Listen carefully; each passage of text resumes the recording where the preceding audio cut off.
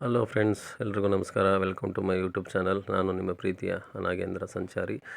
ಕಂಬದ ಶ್ರೀ ಲಕ್ಷ್ಮೀ ನರಸಿಂಹಸ್ವಾಮಿ ದೇವಾಲಯದ ಒಂದು ಅದ್ಭುತವಾದ ನೋಟ. ನಾನು ಇದುವರೆಗೂ ಹೋಗಿರಲಿಲ್ಲ ಅಲ್ಲಿ. ನಾನು ಹಾಗೆ ನನ್ನ ಧರ್ಮಪತ್ನಿ ಹಾಗೆ ನಮ್ಮ ಅಕ್ಕ ಅವರು, ನಮ್ಮ ಅಣ್ಣಂದರು ಎಲ್ಲರೂ ಸೇರಿ ಹೋಗಿದ್ವಿ. ಅವ್ರ ಮಗನೂ ಬಂದಿದ್ದ. ಫಸ್ಟ್ ಟೈಮ್ ಹೋಗಿದ್ದು ಲಕ್ಷ್ಮೀ ನರಸಿಂಹಸ್ವಾಮಿ ದೇವಸ್ಥಾನಕ್ಕೆ. ಅಲ್ಲಿ ಗೋಮಾತೆಗಳೆಲ್ಲ ಇದ್ದಾವೆ.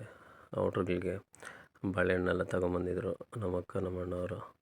ಅವ್ರಿಗೆ ಎಲ್ಲರೂ ಹೋಗಿ ಬಾಳೆಹಣ್ಣೆಲ್ಲ ತಿನ್ನಿಸಿದ್ವಿ. ಫಸ್ಟು ಕಾರ್ ಎಳೆದ್ಬಿಟ್ಟು ಹೋಗಿದ ತಕ್ಷಣವೇ ಎಲ್ಲ ತಿನ್ನಿಸ್ತಾ, ತುಂಬ ದೊಡ್ಡ ದೊಡ್ಡ ಹಸುಗಳೆಲ್ಲನೂ ಸಖತ್ತಾಗಿದ್ದಾವೆ. ಇದನ್ನು ನೋಡಿ, ಕೊಂಬುಗಳು ಏನು ಸೂಪರಾಗಿದ್ದಾವೆ ನೋಡಿ, ಹಬ್ಬ ಮಸ್ತಾಗಿದ್ದಾವೆ. ಗೋಶಾಲೆ ಎಲ್ಲ ಇಟ್ಟಿದ್ದಾರಲ್ಲ ಅವರು, ಸಖತ್ತಾಗಿದೆ.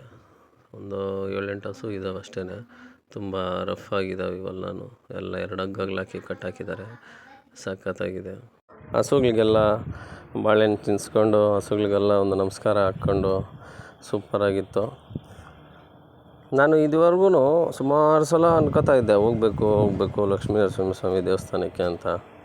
ನೋಡಿ, ಯಾವಾಗ ಟೈಮ್ ಬಂದರೆ ಅವಾಗ ಹೋಗೋಕ್ಕಾಗೋದು. ಹಾಗೆ ಒಂದು 2 ಸೆಲ್ಫಿಗಳು ಹಾಕ್ಕೊಂಡು ಫೋಟೋಸ್ ಹಿಡ್ಕೊಂಡು ಒಳಗಡೆ ಹೋದ್ವಿ ದೇವಸ್ಥಾನದ ಒಳಗಡೆಗೆ. ಇಲ್ಲಿ ದೇವ್ರನ್ನ ಅಭಿಷೇಕ ಮಾಡಿರೋಂಥ ನೀರಲ್ಲಿ ಎಲ್ರಿಗೂ ಸ್ನಾನ ಮಾಡಿಸ್ತಾರೆ.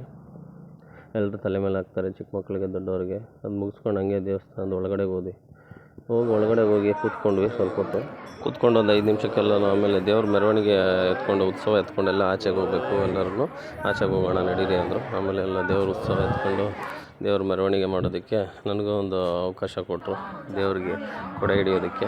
ಆಯಿತು ಅಂದ್ಬಿಟ್ಟು ಎಲ್ಲ ದೇವ್ರ ಆಶೀರ್ವಾದ ನಾವೇನು ಮಾಡೋಕ್ಕಾಗಲ್ಲ ಅಂತ ತಗೊಂಡು ದೇವ್ರದ್ದೆಲ್ಲ ಮೆರವಣಿಗೆ ಆಗಿ ಆಮೇಲೆ ಮತ್ತೆ ಒಳಗಡೆ ಬಂದು ಕೂತ್ಕೊಂಡಿದ್ದ ತಕ್ಷಣ ಇವರು ವಯಸ್ಸಾದವರು, ತಾತ ಏನವರು, ಅವರು ದೇವ್ರದ್ದು ಕಥೆಗಳೆಲ್ಲ ಹೇಳ್ತಾಯಿದ್ರು. ಹಂಗೇ ನನ್ನ ತಂಗಿ ಬೇರೆ ಒಬ್ಬರು ಸಿಕ್ಕಿದ್ರಲ್ಲಿ ಮುಳುಬಾಗ್ಲಲ್ಲಿರೋರು.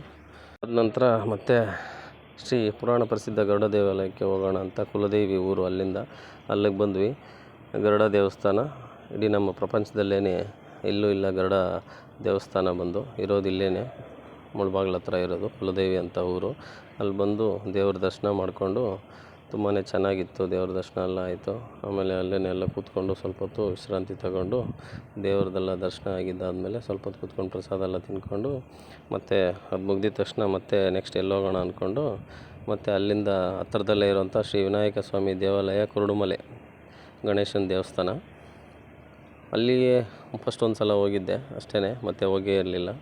ಸರಿ, ಇನ್ನೊಂದು ಸಲ ನೋಡೋಂಥ ಅವಕಾಶ ಬಂತು, ಸರಿ ಅಂತ ಹೋಗಿದ ತಕ್ಷಣವೇ ದೇವಸ್ಥಾನದ ಒಳಗಡೆ ಹೋಗಿ ಕಾರೆಲ್ಲ ಪಾರ್ಕ್ ಮಾಡಿ ಒಳಗಡೆ ಹೋದರೆ ಗಣೇಶ ಬೆಣ್ಣೆ ಅಲಂಕಾರ ಮಾಡಿದರು. ನೋಡಿಕೊಂಡು ಒಂದು 2 ಸೆಲ್ಫಿ ಹಾಕ್ಕೊಂಡು ಬಂದ್ರಿ ಅಷ್ಟೇ. ಅಷ್ಟು ಮುಗಿದಿದ್ದು 1 ಡೇ ಟ್ರಿಪ್ಪು. ಸೂಪರಾಗಿತ್ತು. Thank you for watching.